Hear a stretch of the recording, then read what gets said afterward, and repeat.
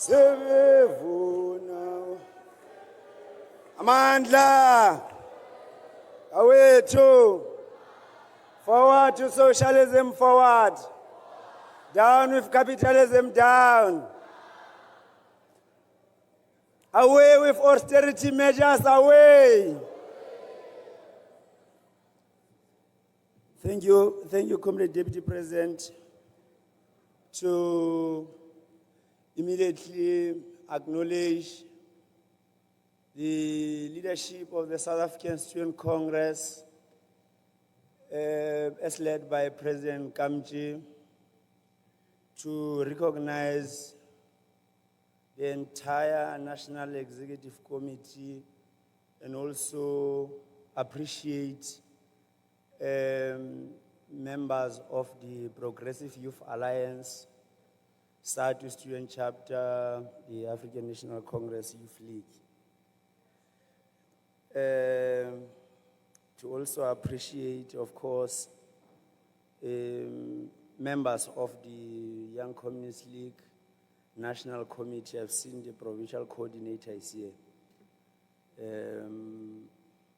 And to appreciate, importantly, comrades, your good selves who sacrificed your time. I have also seen the former leaders of the South African Student Congress, the convocation, the TG, and then to appreciate you, importantly, comrades, abangame indozeni on a busy Saturday afternoon, and then you said you felt that you will share your time with the South African Student Congress. And then as we start, we just want to say happy birthday, South African Student Congress, happy birthday.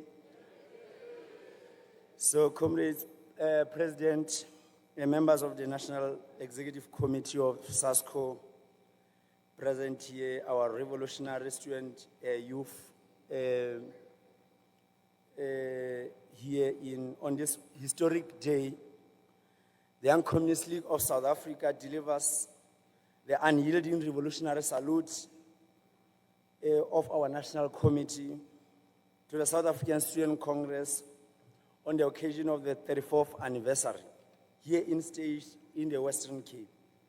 We salute you not with flowers, comrades. Comrades, we bring revolutionary fire. We bring the relentless spirit of revolutionary defiance. We bring the undying commitment of the cause of socialism that binds our two organizations together in blood, in history, and in revolutionary purpose. Comrades, as we commemorate the formation of the South African Student Congress, we must appreciate that we stand on the shoulders of giants. The revolutionary generation of 1991 that gazed into the heart of the apartheid machinery and did not blink. They made a conscious, strategic, and irreversible decision to fuse the militant black consciousness aligned SASCO, rooted in township defiance, Pan-African radicalism, and working class power, and the historical white progressive aligned NUSAS, had torn itself away from liberalism to fight alongside the oppressed. It was a fusion of politics, of principle, of struggle.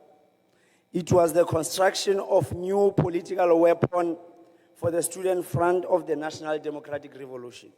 Today, 34 years later, as we gather in the shadow of the continued exclusion, neoliberal betrayal, and ideological warfare against the working class, one fundamental question remains: will SASCO rise once more as the undisputed Marxist-Leninist spearhead of the working class in the higher education?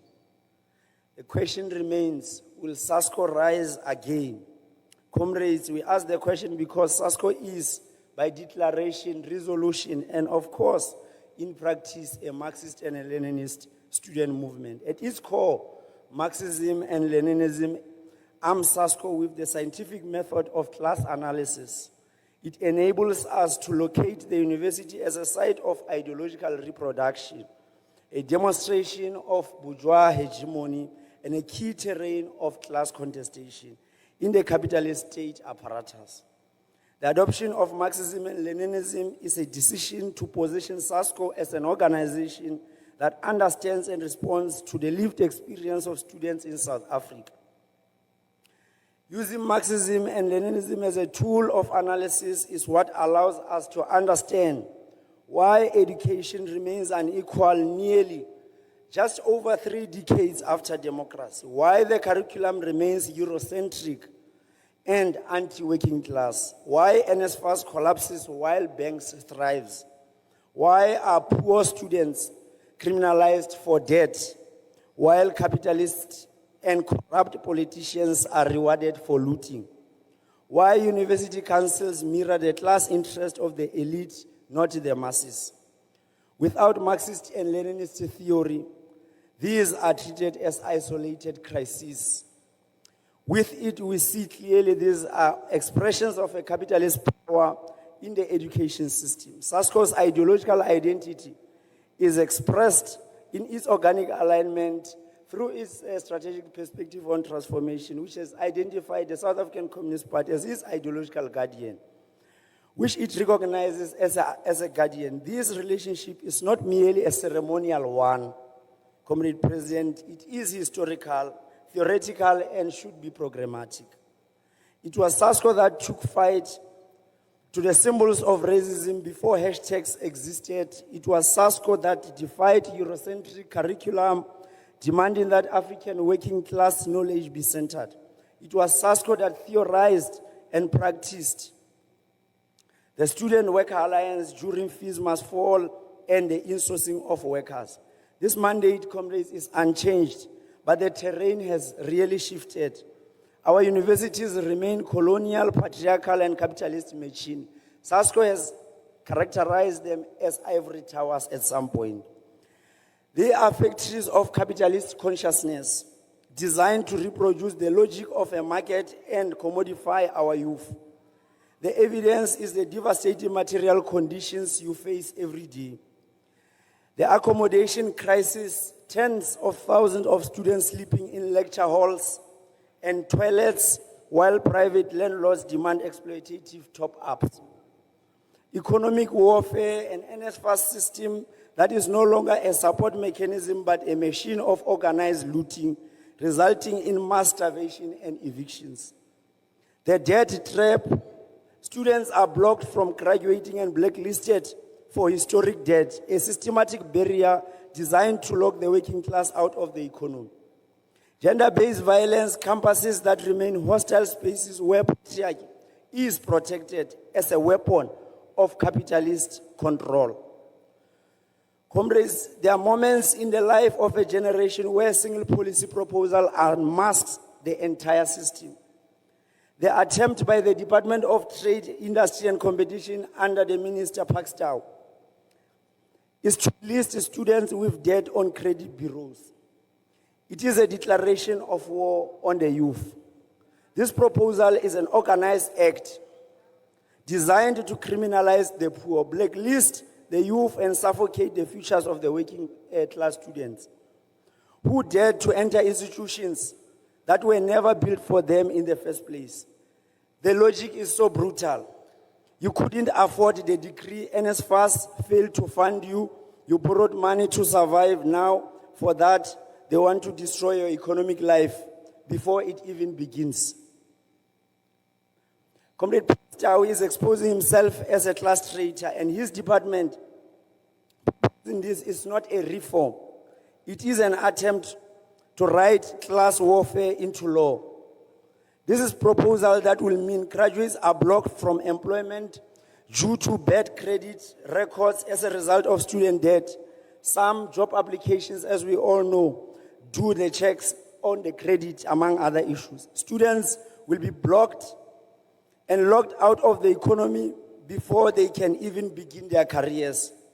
Nelson Mandela once famously stated that education is the most powerful weapon to change the world. Now, decades later, the very same education is being weaponized against the working class and the poor. Comrade Pakstow is obviously no newcomer. He's not naive. He's making a conscious choice to align his department's policy posture with that of the banks, credit bureaus, asset managers, and the collection industry that feeds on the financial struggles of the indebted youth. This is a neoliberal barbarism backed by a so-called government of national unity. Therefore, as the Young Communist League, as you all know, we have correctly defined this thing as a government of neoliberal unity, and we are still consistent. And what is most dangerous is not just a policy, it is a political message it sends that this government is prepared to sacrifice youth for debt recovery targets. This is a signal that the ANC-led government sees children of the working class as the future, but as a credit risk to be managed.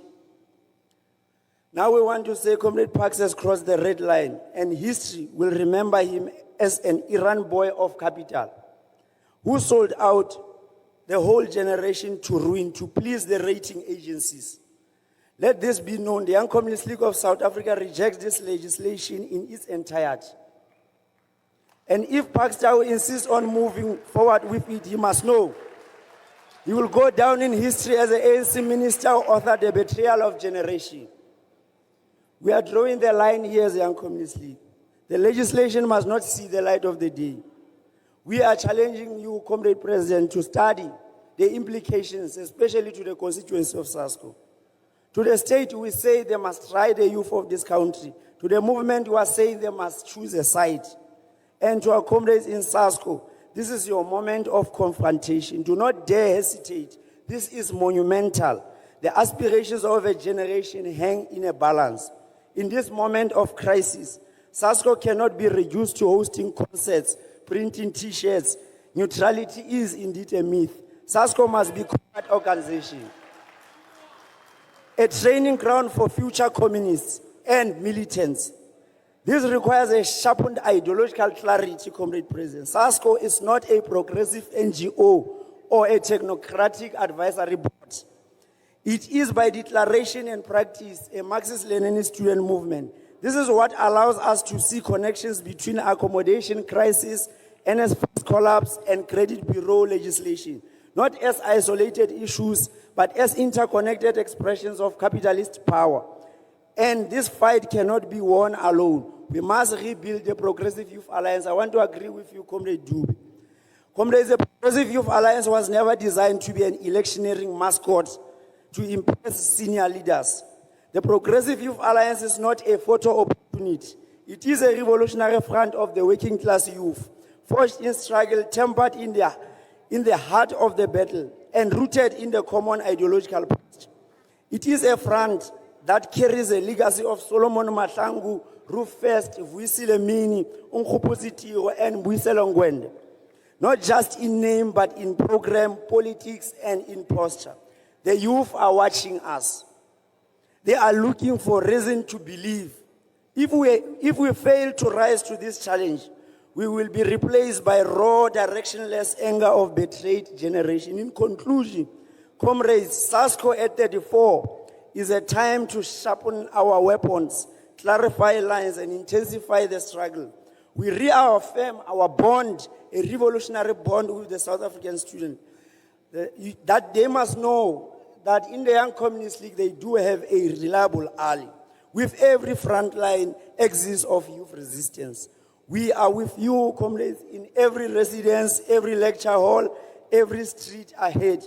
Let us march forward together. Let us mobilize, organize, and radicalize the youth for socialism in this country. Amandla, awethu, wanga sikila, sikela,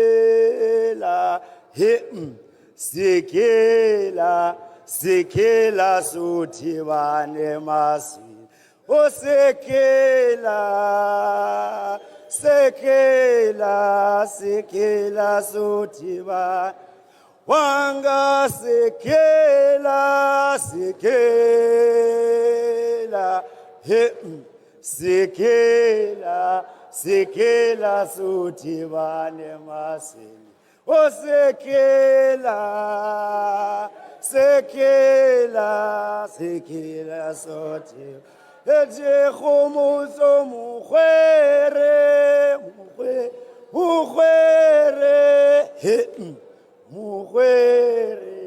mugwere sotiba mandla agenda ya makapitale agenda ya makapitale agenda ya makapitale